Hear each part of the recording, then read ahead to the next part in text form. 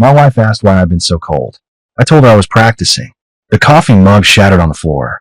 She had no idea I'd spent 4 months building a case that would end her world.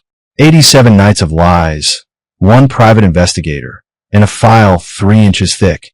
By the time she realized what was happening, I'd already won. This is how a quiet man dismantles a cheater's life, 1 document at a time. My name is Gordon Fletcher. I'm 42 years old, and I own 2 pet supply stores here in Richmond, Virginia. Started the first one 12 years ago with nothing but a small business loan and a dream of working with animals. Build it up from scratch, open a second location 5 years later. It's been good to me, good to my family. Or at least, I thought it was good to my family. That Tuesday morning started like dozens before it. I was in the kitchen at 6:30, packing lunch for my son Colin. 10 years old, 4th grade, obsessed with anything reptile related.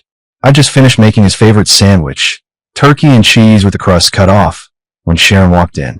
My wife, 40 years old, works in pharmaceutical sales. Or that's what she tells everyone. These days, I'm not so sure what she actually does during those late nights and weekend conferences that never seem to end. She poured herself coffee, moving through the kitchen like a ghost passing through walls. We hadn't really talked in weeks. Not real conversation anyway. Just logistics about Colin's schedule and who's picking up groceries. Why are you so cold lately? Sharon asked, her voice cutting through the silence. I looked up from Colin's lunchbox, met her eyes for the first time in days. They were the same green eyes I'd fallen for in college, but now they held something different. Guilt, maybe, or defiance. Practicing for when you leave, I said. My voice was steady calm. I'd rehearsed that moment in my head 100 times. The coffee mug slipped from her hand. It shattered against the tile floor, ceramic fragments scattering everywhere, dark liquid spreading across the white grout. The sound brought Colin running from his room upstairs. Dad? Mom? Everything okay? My son called from the hallway. Fine, buddy. I called back, never breaking eye contact with Sharon. Just a little accident.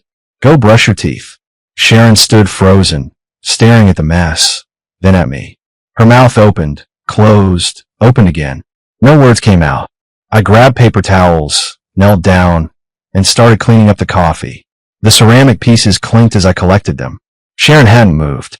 She just stood there, one hand gripping the counter edge, knuckles white. I made Colin's lunch, I said, standing up and zipping his Spider-Man lunchbox. Packed extra carrots like he asked.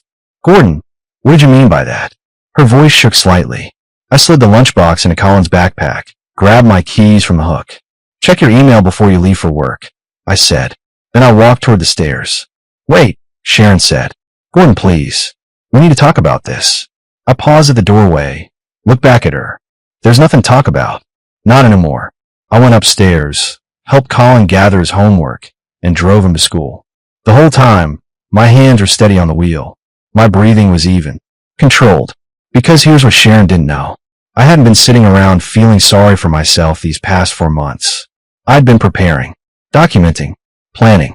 My father taught me something during his 2 tours in Vietnam. The soldier who keeps his head while everyone else is losing theirs. That's the soldier who survives. After dropping Colin at school, I checked my phone. 1 text from Raymond Cole, my financial consultant. 3 words. Everything is ready. The pet store opened at 9. By 8:45, I was sitting in my office going through inventory reports, but my mind wasn't on the numbers.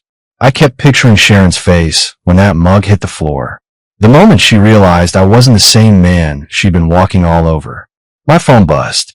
A text from my father. Harold, coffee this afternoon? Got something for you. I texted back. 2 o'clock. My place. Harold Fletcher, 71 years old. Vietnam vet, tougher than boot leather. When I first told him what Sharon was doing, he didn't say much. Just nodded, took a long sip of his coffee, and said, document everything. Build your case like you're going to war. Because you are. That was 3 months ago. Since then, Dad's been my anchor.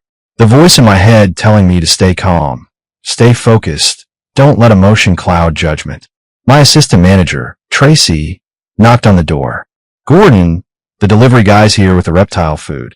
Thanks, I'll be right there, I said. I handled the delivery, chatted with a few customers about their bearded dragons and ball pythons, helped a kid pick out his first goldfish. Normal Tuesday morning stuff. But the whole time, I was thinking about Sharon sitting at home, staring at her laptop screen. Because what I'd sent her wasn't just documents. It was a roadmap of her own destruction. The folder contained 4 months of evidence. Dates she claimed she was at conferences, but her car was parked at a downtown hotel. Receipts from restaurants she swore she'd never been to. Screenshots of text messages she thought she'd deleted. Credit card statements showing purchases I'd never seen. And most damaging, photos from the private investigator I'd hired 8 weeks ago. I didn't want to hire him. Felt like admitting defeat. But Raymond convinced me it was necessary. You need irrefutable proof, Raymond had said. Not just for court, but for yourself. So you never second-guess this decision. He was right. Those photos removed any doubt. Sharon with another man. His hand on her back. Her laughing, looking at him the way she used to look at me. Around 11, my phone rang. Sharon's name on the screen. I let it go to voicemail. She called again. Voicemail. Third time I answered. Gordon, please. We need to talk, Sharon said. Her voice was ragged, like she'd been crying. I'm at work, I said. Those documents. That's not. You don't understand. I understand perfectly, I interrupted. 4 months, Sharon. 87 nights where you came home after 11. That's what I understand. It's not what you think. Then explain the photos, I said. Explain the man with his arm around you at the Blue Ridge restaurant. That place you told me you'd never heard of. Silence on the other end. Long, heavy silence. That's what I thought, I said. I'll be home at 6. We can talk then. With Colin at your mother's house. My mother. Sharon's voice went up an octave. Yeah, Judith's picking him up from school today. I called her this morning. Told her we needed to have an adult conversation. You called my mother? Sharon sounded panicked now. See you at 6, I said, and ended the call. My hands were shaking slightly. I set the phone down, took a deep breath. This was just the beginning. At 2 o'clock, my father walked into the pet store. Harold Fletcher moved with purpose, even at 71. Straight back, steady gait. Vietnam hadn't broken him. Nothing had. Let's talk in your office, he said. We sat down, and he pulled a manila envelope from his jacket. Got the final report from the investigator yesterday. Thought you'd want to see it before tonight. I opened it. More photos. Sharon and the same man, different locations. Dates spanning back 6 months. Further than I'd even suspected. She's been playing you longer than you thought, my father said. It wasn't a question. Yeah, I said. Looks that way. You holding up? I looked at him. I'm angry. But I'm focused. Good, Harold said. Anger's fine as long as you control it. Don't let it control you. When I was in Da Nang, the guys who lost their cool were the ones who made mistakes. The ones who stayed sharp, they made it home. I remember, I said. My phone buzzed. Unknown number. I answered. Mr. Fletcher? This is Susan Kellerman. I'm an attorney. Your wife contacted my office this morning seeking representation. Okay, I said, putting her on speaker so my father could hear. I'm calling as a courtesy to inform you that I've declined to take her case. After reviewing some preliminary information, I believe there's a significant conflict of interest. I exchanged a glance with my father. What kind of conflict? I can't discuss specifics, but I wanted you to know that Mrs. Fletcher called me quite upset. She mentioned something about locked accounts and restricted access to financial information. Is that accurate? Yes, ma'am. My financial consultant restructured our assets 2 months ago. Everything's legal. I see. Well, I'm not representing her, but I felt obligated to call. She seems somewhat desperate. She also mentioned that your family attorney, Margaret Russo, refused to take her calls this morning. My father smiled slightly. Margaret Russo had been our lawyer for 8 years. She'd helped me set up the business, handled the expansion. 2 weeks ago, I'd retained her for the separation. Thank you for the call, I said. Good luck, Mr. Fletcher, Susan said, and hung up. My father leaned back in his chair. She's running out of options fast. That's the plan, I said. What time's Colin getting picked up? Judith's getting him at 3:30. Taking him for dinner and a movie. Harold raised an eyebrow. You told Judith? No details. Just said Sharon, and I needed to talk privately. Judith thinks it's about marriage counseling. And tonight, Sharon and I have a conversation. I tell her exactly how this is going to go. She can accept it, or we go to court. Either way, I'm done. My father stood up, put a hand on my shoulder. You're doing the right thing. Colin needs a stable home, and you're giving him that. After he left, I sat in my office and thought about tonight. About facing Sharon. About saying out loud all the things I kept buried for months. My phone buzzed. Text from Sharon. Please don't do this. We can fix this. I love you. I stared at the message for a long moment. Then I deleted it without responding. 6 o'clock came faster than I expected. I pulled into the driveway and saw Sharon's car already there. Lights on in the kitchen. She was waiting. I walked in through the garage, set my keys on the counter. Sharon was sitting at the kitchen table, hands wrapped around a cup of tea. Her eyes were red, mascara smudged. She'd been crying. Where's Colin? She asked. With your mother. Movie and dinner. He'll be back around 9. Sharon nodded, looked down at her tea. Gordon, I don't know where to start. Start with the truth, I said. I stayed standing, leaned against the counter. Distance felt important. It's not what you think. Derek and I, we're just friends. The photos, they're out of context. Stop, I said. The word came out harder than I intended. Don't insult me by lying right now. I have 4 months of evidence. Photos, receipts, GPS data, text messages. I know about the hotel rooms. I know about the dinners. I know everything. Her face collapsed. It was a mistake. A stupid, terrible mistake. 87 nights, Sharon. That's not a mistake. That's a choice. You chose him over us. Over Colin. Over everything we built. No. I chose myself, she said. And there was an edge to her voice now. You want to know the truth? I felt invisible. You're always at the store, always focused on the business. When's the last time we went out? When's the last time you looked at me the way you used to? I felt anger rising, but pushed it down. Stay calm. Stay focused. So you had an affair, I said. Instead of talking to me, instead of trying to fix things, you decided to betray our marriage. I was lonely, and I was working to provide for this family. For you. For Colin. Building something that would give us security. Sharon stood up, her voice rising. I needed more than security, Gordon. I needed a husband who was present, and I needed a wife who was faithful, I said. But here we are. The kitchen went silent, except for the hum of the refrigerator. What happens now? Sharon asked quietly. I pulled a folder from my bag, set on the table. You have 2 options. Option 1. We mediate this quietly. I get primary custody of Colin. You get visitation every other weekend. We split the house proceeds 50-50, but my business stays mine. You walk away clean. And option 2. We go to court. I present all of this evidence. Every photo, every receipt, every text message. The judge sees what kind of mother abandons her 10-year-old son 87 nights in 4 months. You lose custody entirely, maybe get supervised visitation, and you get nothing financially because you'll spend it all on lawyers trying to fight me. Sharon's hand shook. You can't do this. I already have, I said. The papers are ready. Raymond restructured everything legally. Margaret's representing me. You have until Friday to decide. I walked to the door, then turned back. I loved you, Sharon. I would have done anything for you. But you threw it away. Now you deal with the consequences. I left her sitting there and went to pick up Colin. My hands were steady on the wheel. 3 days after the confrontation, I was restocking aquarium supplies when my phone rang. Richmond General Hospital. My stomach dropped. Mr. Fletcher? This is Nurse Patterson from the emergency room. Your son Colin was brought in about 20 minutes ago. He fell during gym class. Possible concussion. I'm on my way, I said, already grabbing my keys. Is he okay? He's stable. Asking for you. We tried calling your wife first since she's listed as primary contact, but couldn't reach her. I'll be there in 10 minutes, I said. I called Sharon while driving. Straight to voicemail. Called again. Nothing. Texted. Colin's in the ER. Where are you? Tracy agreed to close the store. I made it to the hospital in 8 minutes. Found Colin in a bed with an ice pack on his head. His eyes lit up when he saw me. Dad, he said.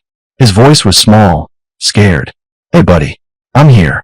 I sat next to him, took his hand. What happened? We were playing dodgeball. I tripped and hit my head on the gym floor. It really hurt. The doctor came in, a woman in her 40s with kind eyes. Mr. Fletcher? I'm Dr. Adams.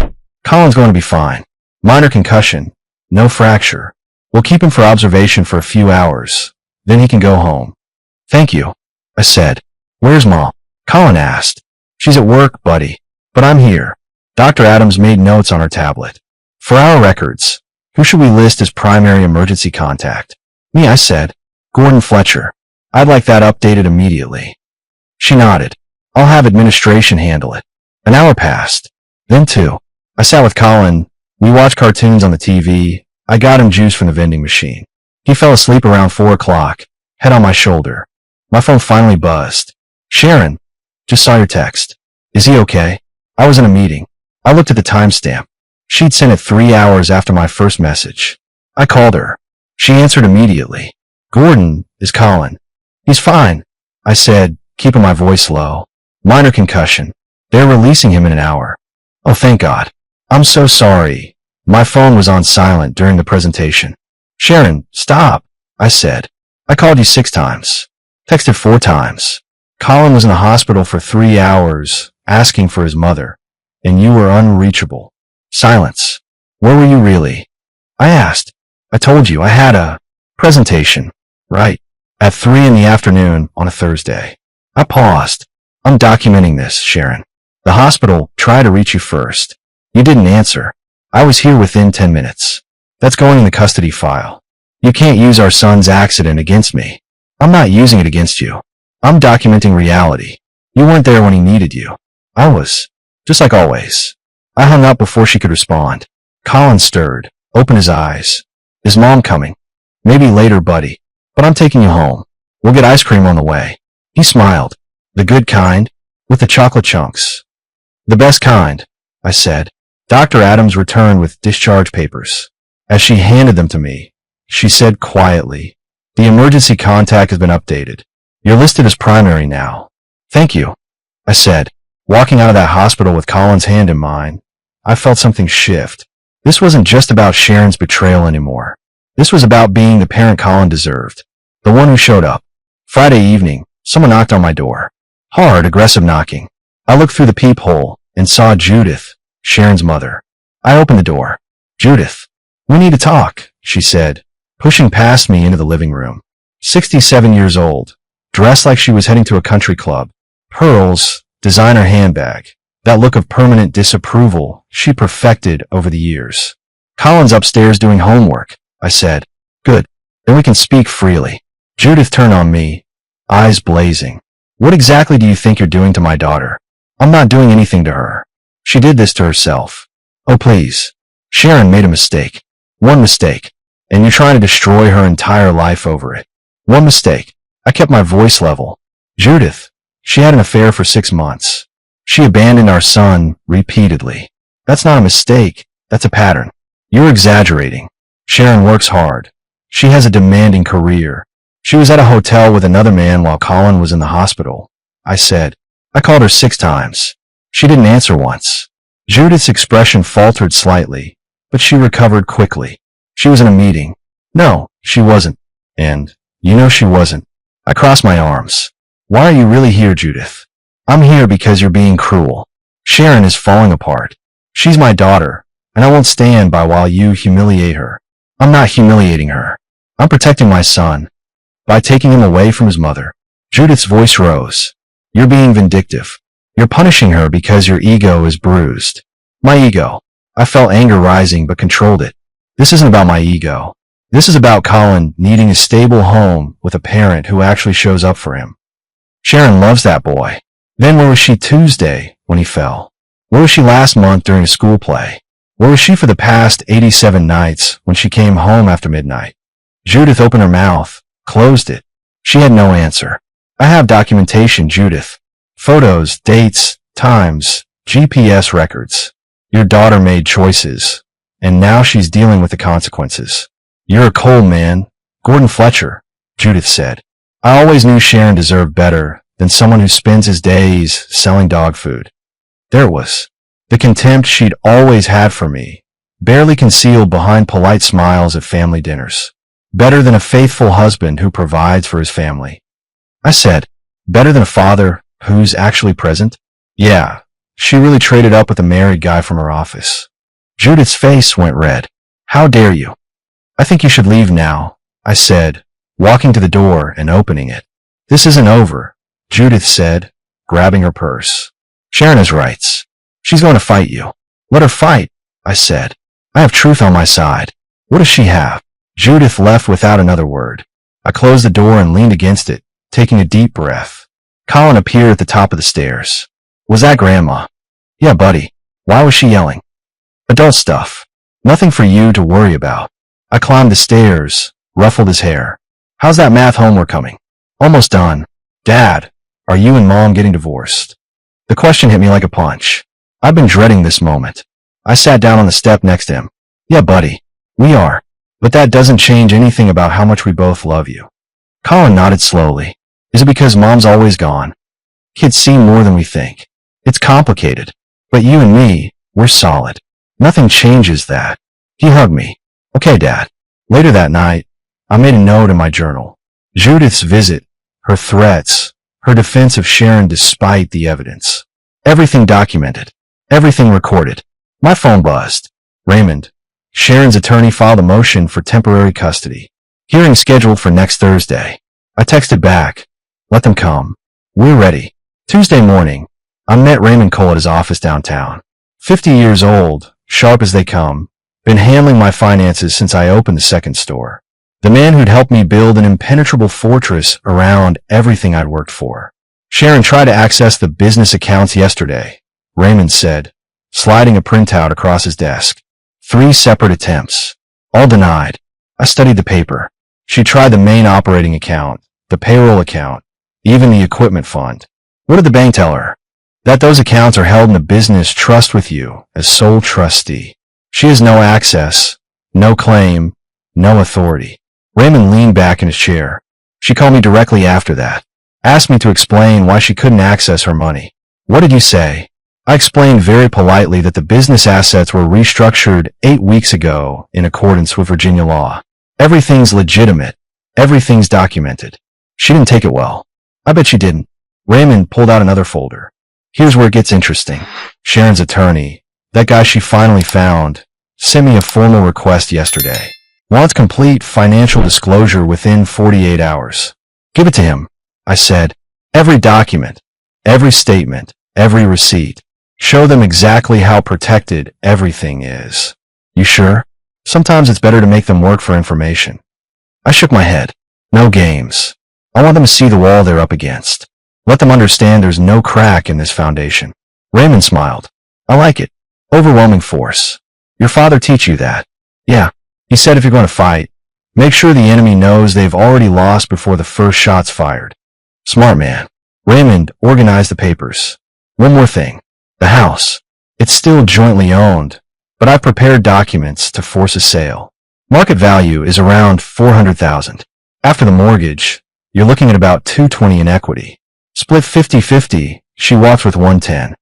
That's more than fair. It is. But she's not going to see it that way. She's going to see it as losing. That's a problem, I said.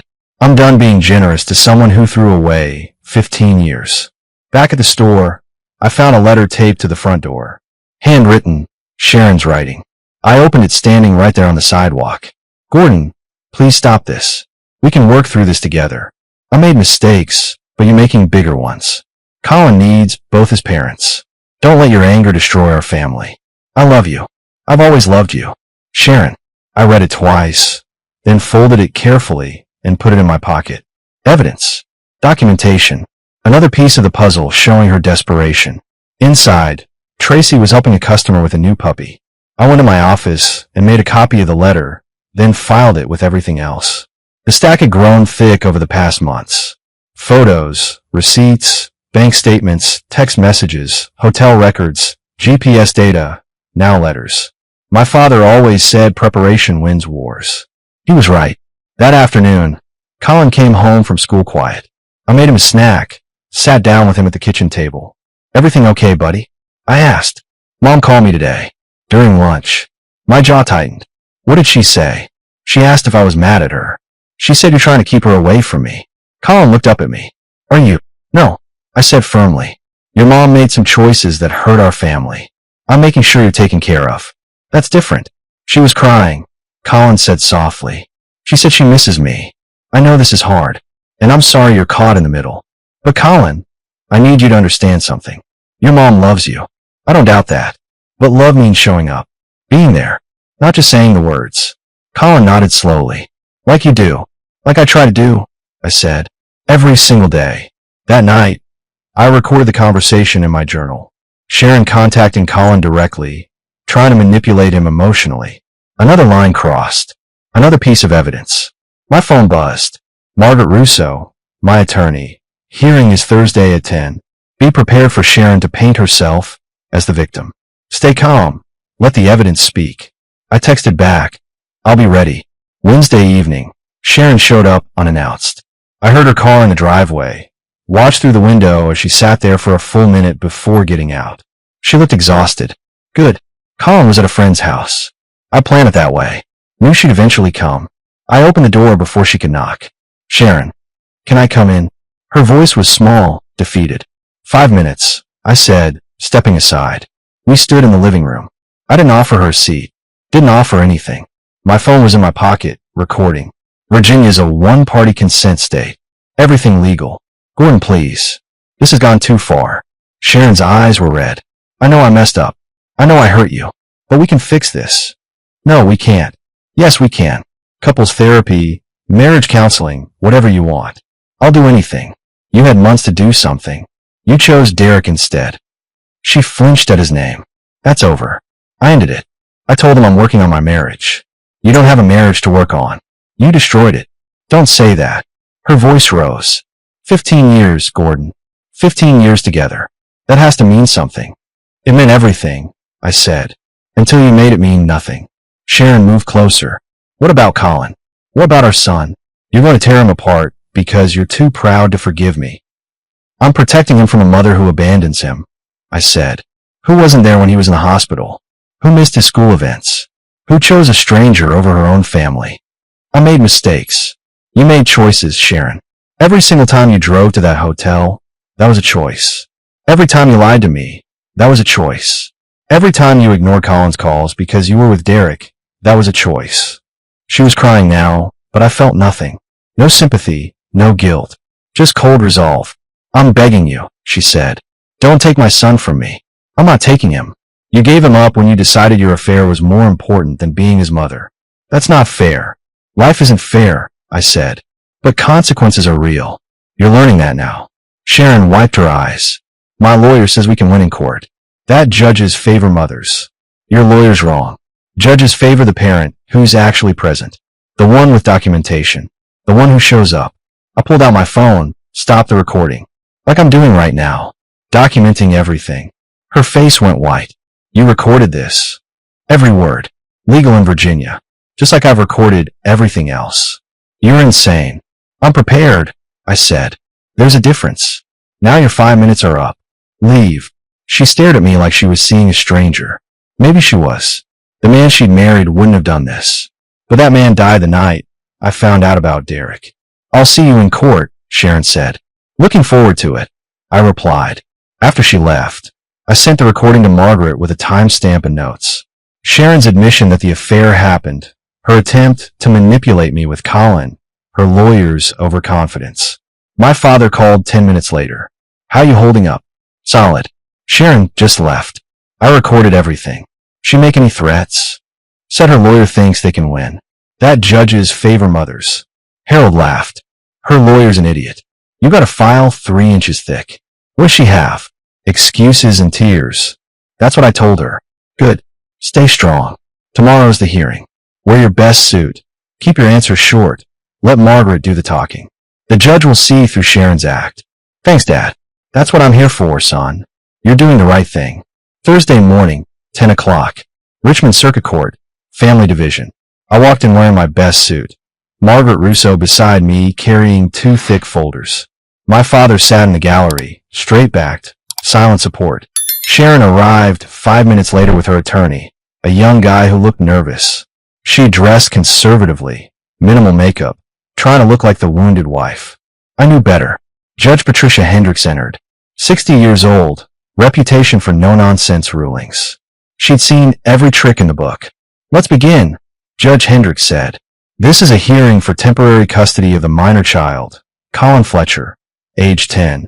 Mr. Fletcher, your attorney may present. Margaret stood. Your Honor, we're requesting primary custody for Mr. Fletcher based on substantial evidence of abandonment by Mrs. Fletcher. She laid out everything. The 87 nights Sharon came home late. The hospital incident where she didn't answer 6 calls. Colin's school records showing I attended every event while Sharon attended none. The financial records showing hotel charges and suspicious spending. Sharon's attorney objected weakly. Your Honor, Mrs. Fletcher is a working mother. Her career demands don't constitute abandonment. Then explain the hospital incident. Judge Hendrick said, looking at Sharon. Your son was in the emergency room. You didn't answer your phone for 3 hours. Where were you? Sharon's voice shook. I was in a meeting. My phone was on silent. At 3 in the afternoon on a Thursday. The judge's tone was skeptical. Yes, Your Honor. Margaret introduced the photos. Sharon with Derek Patterson. Timestamps, locations, dates she claimed to be working. Your Honor, Sharon's attorney said desperately. My client made mistakes in her marriage, but that doesn't make her an unfit mother. It makes her an absent one, Judge Hendrick said. She reviewed the documents for what felt like an eternity. Finally, she looked up. I'm granting temporary primary custody to Mr. Fletcher. Mrs. Fletcher will have supervised visitation every other weekend, pending full custody hearing in 3 months. Mr. Fletcher will remain in the family home. The house will be sold, proceeds split equally. Mrs. Fletcher has 30 days to secure alternative housing. Sharon collapsed in her chair, sobbing. I felt nothing, just relief. Outside the courthouse, my father hugged me. You did it, son. We did it, I said. Couldn't have done this without you. That evening, I told Colin. He took it quietly, nodded. So I stay with you. Yeah, buddy. You stay with me. Okay, he said. Then softer. That's good. 9 months after that courtroom, life had settled into a new rhythm. The pet stores were thriving. I'd hired 2 new managers, giving me more time with Colin. Time I should have always had. Colin and I stood outside the new house. Smaller than the old one, but it was ours. 3 bedrooms, a yard where we'd built a treehouse together last month. Fresh start. Dad, can I paint my room blue? Colin asked. Any color you want, buddy, I said. Sharon had visitation every other weekend, supervised for the first 4 months, then unsupervised after she completed parenting classes. She'd moved to an apartment across town, started therapy. Some weekends Colin came back saying it was okay. Others, he was quiet. I never pushed. The divorce was finalized last month. Clean split, just like I planned. Sharon got her half of the house proceeds. Nothing more. The businesses stayed mine. Derek Patterson transferred to another state. His wife divorced him. Karma works. My father came over every Sunday for dinner. Him, me, and Colin. 3 generations of Fletcher men. Harold taught Colin to fish, taught him the same lessons he taught me. Patience, preparation, strength. You think Mom's happy? Colin asked one night before bed. I hope so. I said honestly. She's trying. That's what matters. Are you happy, Dad? I thought about it. Yeah, buddy. I am. We're building something good here. Just you and me. He hugged me tight. I love you, Dad. Love you too, Colin. Later, sitting on the porch, I thought about that morning Sharon dropped the coffee cup. The moment everything changed. I didn't regret it. Not 1 second. Sometimes the strongest thing you can do is walk away from what's broken and build something new. My phone buzzed. Text from Raymond. Store 2 hit record sales this month. You're doing great. I smiled. Yeah, we were doing great. Colin called from inside. Dad, can we watch a movie? Be right there. I called back. I walked inside, closed the door on the past, and focused on what mattered. The future. My son. Our life. We were going to be just fine. She handed me divorce.